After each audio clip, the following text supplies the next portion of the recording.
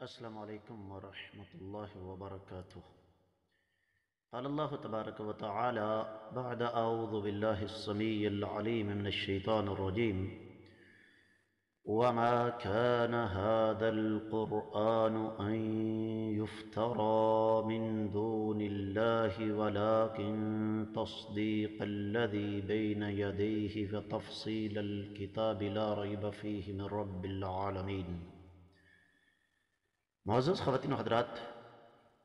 اللہ ملک العلام رب ذوالجلال والاکرام کی توفیق اور اس ذات بابرکات کا فضل و کرم، ہمارا آج کا سبق کلام مقدس، کلام الہی قرآن مجید، اور قرآن مجید کا 11واں پارہ، سورہ مبارکہ کا نام یونس، اور اس سورہ مبارکہ کی 37ویں آیت مبارکہ آج ہم پڑھ رہے ہیں۔ معمول کے مطابق آگے بڑھنے سے قبل آپ کی خدمت میں اس آیت مبارکہ کا موضوع رکھنا ضروری ہے۔ اس آیت مبارکہ کا موضوع یہ ہے کہ قرآن جو ہے وہ خالصتاً اللہ تعالیٰ کی نازل کردہ معجز کتاب ہے، عقلوں کو عاجز کر دینے والی ہے، خود ساختہ گھڑی ہوئی کتاب نہیں ہے، اور اس بات کی شہادت قرآن خود دیتا ہے۔ آئیے اس آیت مبارکہ کا لفظی اور بامحاورہ ترجمہ پڑھتے ہیں۔ اللہ رب العزت فرماتے ہیں وما کان، اور نہیں ہے، ھذا القرآن، یہ قرآن، ان یفترا، کہ اس کو گھڑ لیا جائے، من دون اللہ، اللہ کے سوا کسی اور کی طرف سے، ولیکن، اور لیکن، تصدیق، یہ تصدیق کرتا ہے، الذی، اس دین کی، بین یدیہ، جو اس سے پہلے گزر چکا ہے، وتفصیل الکتاب، اور یہ قرآن وضاحت کرتا ہے کتاب مقدس کی، لا ریب فیہ، جس میں کوئی شک و شبہ نہیں ہے، من رب العالمین، یہ اس رب کی طرف سے ہے، اس اللہ کی طرف سے ہے جو تمام جہانوں کا مالک ہے۔ بامحاورہ ترجمہ سماعت فرمائیے گا۔ اور یہ قرآن ایسا نہیں ہے کہ اللہ کے سوا کوئی اس کو اپنی طرف سے بنا لے، یہ کلام الہی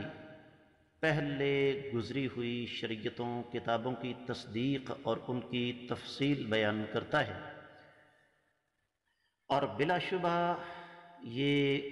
تمام جہانوں کے مالک یعنی اللہ ملک العلام رب ذوالجلال والاکرام کی طرف سے نازل ہوا ہے۔ امام ابن کثیر رحمۃ اللہ علیہ ارشاد فرماتے ہیں کہ اس آیت مبارکہ میں اس بات کی وضاحت موجود ہے کہ قرآن معجزہ ہے،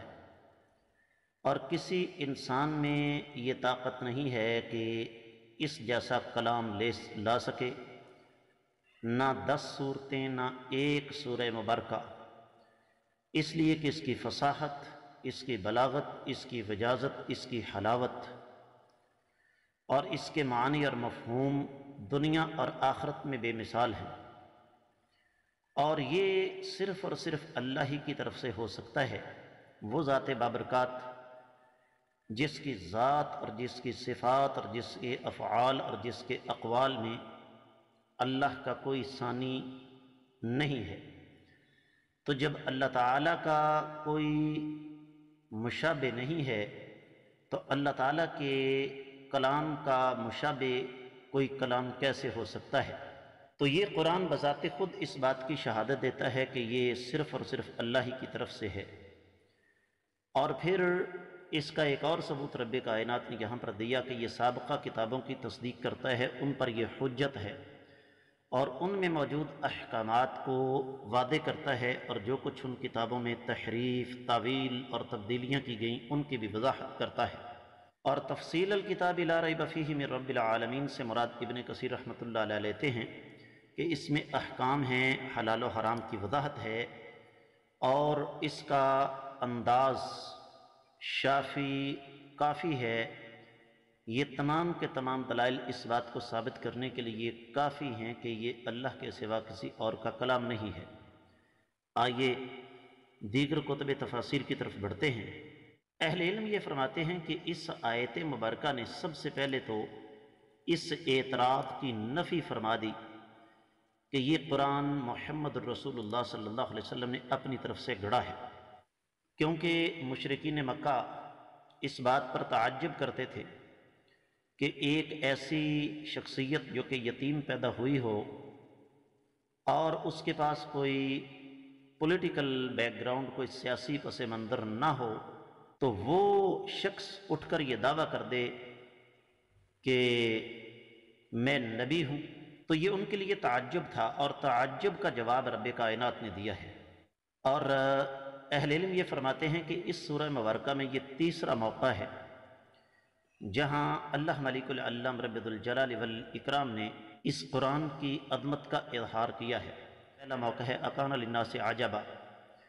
اور دوسرا موقع ہے وَإِذَا تُتْلَى عَلَيْهِمْ آیاتنا، اور اس کے ساتھ ساتھ اس آیت مبارکہ میں ان لوگوں کا رد بھی ہے جو آقا علیہ الصلوۃ والسلام سے اس بات کا مطالبہ کرتے تھے کہ آپ اس قرآن کے علاوہ کوئی اور کلام لے کر آئیں یا اس کو اس انداز سے تبدیل کریں جو ہماری خواہشات کی پیروی کرتا ہو،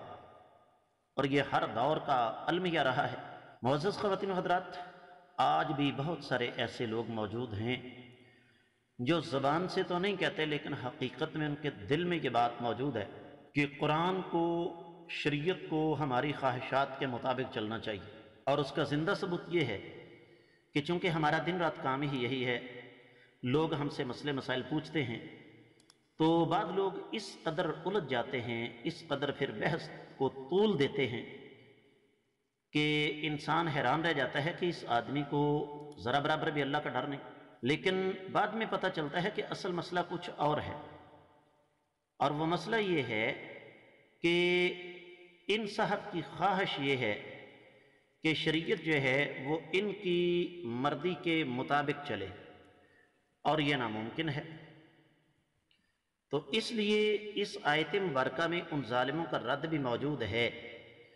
جو اللہ کے رسول صلی اللہ علیہ وسلم سے اس بات کا مطالبہ کرتے تھے کہ اس قرآن کو تبدیل کر دیں۔ اس میں ایک اور بھی بات یہاں بیان کر دی اہل علم نے، وہ فرماتے ہیں کہ اگر اس قسم کے لوگ اللہ تعالیٰ کے قرآن پر غور کریں، تدبر کریں، تو ان کو سمجھ آ جائے کہ یہ واقعی اللہ کا کلام ہے اور یہ ہمارے لیے مفید ہے۔ اور اس میں اس بات کی طرف اشارہ ہے کہ ایسے لوگ نہ صرف یہ کہ جاہل ہیں بلکہ بے وقوف ہیں، کیونکہ یہ قرآن کے اعجاز، اس کی فصاحت اور اس کی بلاغت کو نہیں سمجھتے۔ بعض لوگوں کو یہ بھی بیماری ہے کہ قرآن کی آیات مبارکات کو ایک دوسرے کے ساتھ زبردستی ٹکرانے کی کوشش کرتے ہیں، حالانکہ ایسا کوئی مسئلہ نہیں ہے، اور قرآن کی آیات کا ایک دوسرے کے ساتھ نہ ٹکرانا اس بات کا ثبوت ہے کہ یہ قرآن اللہ ملک العلم رب الجلال والاکرام کی طرف سے ہے، کسی انسان کی طرف سے نہیں ہے۔ اور پھر جس طرح اس قرآن کا اسلوب ہے، اس کا انداز ہے، سمجھانے کا طریقہ کار ہے، یہ اس بات کا ثبوت ہے کہ یہ کسی انسان کی طرف سے نہیں ہے۔ جس طرح کہ پہلے میں نے تفسیر ابن کثیر کی وضاحت کے دوران آپ کے سامنے یہ بات رکھی کہ اللہ کا کلام مخلوق کی کلام کے مشابہ نہیں ہو سکتا، اور مسئلہ یہ تھا معزز خواتین و حضرات کہ مشرکین مکہ چونکہ عربی زبان کے ماہر تھے، لیکن قرآن نے آ کر ان کی اس مہارت کو یوں سمجھ لیجئے کہ اس کے تنکے بکھیر کر رکھ دیے۔ وہ پریشان ہو گئے کہ ہم لوگ اس قرآن جو ہے وہ عربی زبان کے اتنے ماہر ہیں، لیکن کیسی عجیب و غریب بات ہے کہ اس جیسا کلام ہم نہیں لا سکتے، نہ ہم نے زندگی میں آج تک سنا۔ اور حقیقت یہ ہے کہ انسان اور جن سارے مل بھی جائیں تو تب بھی اس قرآن جیسا کلام جو ہے وہ نہیں لا سکتے، کیونکہ اس قرآن میں کوئی ایک علم تھوڑا ہی ہے۔ یہی قرآن تورات جو موسیٰ علیہ السلام پر نازل ہوئی اس کی تصدیق کرتا ہے، انجیل کی تصدیق کرتا ہے جو عیسیٰ علیہ السلام پر نازل ہوئی، زبور کی تصدیق کرتا ہے جو داؤد علیہ السلام پر نازل ہوئی، اور پھر اسی طریقے سے وہ صحیفے جو دیگر انبیاء سیدنا شعیس، سیدنا ادریس، سیدنا ابراہیم علیہ السلام پر نازل ہوئے ان کی بھی تصدیق کرتا ہے، کیونکہ دین تو بنیادی طور پر ایک ہی ہے۔ قرآن کہتا ہے ان الدین عند اللہ الاسلام، اللہ تعالیٰ کے ہاں دین جو ہے وہ صرف اور صرف اسلام ہے۔ اور پھر آپ یہ دیکھیں کہ یہ قرآن اس ہستی مقدسہ پر نازل ہوا۔ آج ہم میں سے بعض مسلمان یہ کہتے ہیں کہ کائنات کے امام صلی اللہ علیہ وسلم کے بارے میں یہ کہنا کہ آقا علیہ السلام لکھنا پڑھنا نہیں جانتے تھے، یہ بات غلط ہے، یہ جی آقا علیہ السلام کی توہین ہے۔ میں کہتا ہوں یہ آقا علیہ السلام کی توہین نہیں، یہ آقا علیہ السلام کی شان ہے کہ ایک ایسی ہستی جو لکھنا پڑھنا نہیں جانتی، رب کائنات نے ان پر یہ کلام نازل کر کے قیامت تک کی انسانیت کو یہ بتا دیا کہ یہ کلام مقدس، کلام الہی ہے، آقا علیہ السلام کی طرف سے اپنا گڑھا ہوا نہیں ہے۔ اور پھر اسی قرآن میں اللہ تعالیٰ نے اس شریعت کی وضاحت کی جو کائنات کے امام صلی اللہ علیہ وسلم کی امت پر اللہ نے نازل کی۔ اس میں حلال و حرام ہے، اس میں فرائض ہیں، احکامات ہیں، اخلاق ہیں، آداب ہیں، سابقہ امتوں کی خبریں ہیں، آنے والے حالات کی اطلاعات ہیں، اور پھر جو حالات ہمارے ساتھ درپیش ہیں ان کا حل موجود ہے۔ تو یہ تمام کی تمام چیزیں یہ ثابت کرنے کے لیے کافی ہیں کہ یہ کلام مقدس، کلام الہی اللہ رب العزت کی طرف سے ہے، اس میں کسی انسان کا کوئی عمل دخل نہیں ہے۔ یہی وجہ ہے کہ اہل علم نے اس آیت مبارکہ کے حوالے سے بہت کچھ کہا، بڑی لمبی چڑی بحثیں کی، جن کا خلاصہ یہی ہے کہ جب تک